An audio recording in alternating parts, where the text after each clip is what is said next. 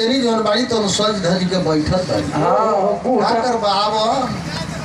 सुहाग रात के दिन मर्दा जाता। कुहटा तो बैठल बिया उसको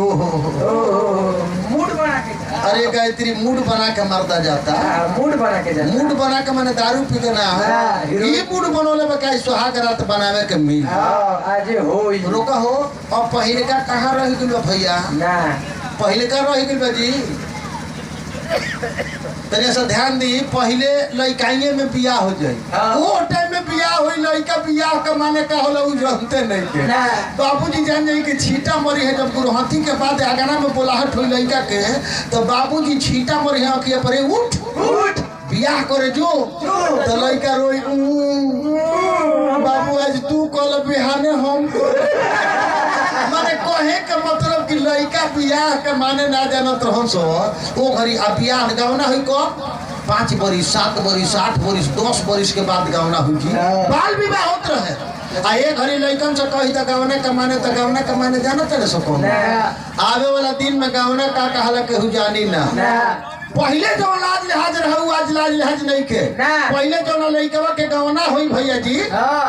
बुझाई कि वह घर के मालिक सारा पोज फरोजन को करे का पार पलादल बा।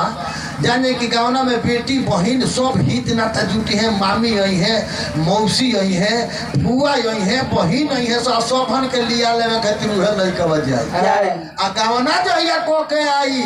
तो सोची कि आज सुहाग रात मनावे के बाद पहले फुआ कपड़ा पहने के तैयारी किया दूसरा समय कही वही लड़का से कही के बबू हमारे बोले काज हमारे के तनी पहुंचा वही लड़का से कही उ लड़का इतना लिहाज रहे कि चल जाई पहुंचावे खातिर चल जाई गाड़ी घोड़ा कम रही है सो जाई तो 4 बजे या 4 बजे के बाद गाड़ी ना मिली वो दिन फुए के रही बिहान पहले लौटी मन में सोची कि आई सुहाग रात बनाई हमारे से जे बड़ी उम्र के होई ओकरा का पारे पड़ल हो रोका हो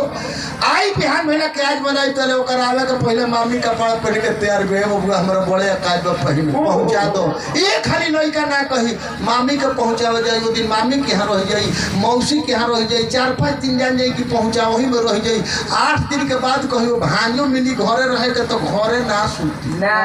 दुआर पर फरका खाटे बिछा के सूती जब सब केहू खा पी के सूत जाई तो लोग वहाँ जोन भंग जाई रहे सो तवन जगह है सो जइए से कह सके बबुआ जी उठ तो उ तो हित जागले बने बाकी जान जाई कि उ को के करवट फेरी है ताकि भौजी जानो कि जागल नहीं कर करवट फेरी है तो परियारी उठा के ले जे है सो आ घर में धसुर के बहरी से सिकरी चाहिए सो बुझा तो के घरवा में से भागल सिकरी चाहिए सब बहरी से जी हमारा से जे बेसी उम्र कही ओकर ई का पारे पड़ल होई आतना लाई लिहाज रहे ए घरी तो लइका लइकी चौका पर बैठल बड़े से बियाह करे खातिर पंडित जी मंत्र उच्चारण करते सर्व मंगल मांगल्ये शिवे सर्वार्थ साधिके शरणागते गौरी नारायणी नमोस्तुते ओम प्रेपति गुंगवा ओम मही महीपति गुंगवा ओम निधि निधिपति गुंगवा ई मंत्र हनले बड़े आने लइका लइकी अपने में खुद कवल शुरू कइले बड़े चौके रुको तो पहले का अब लाज लिहाज रोहनी के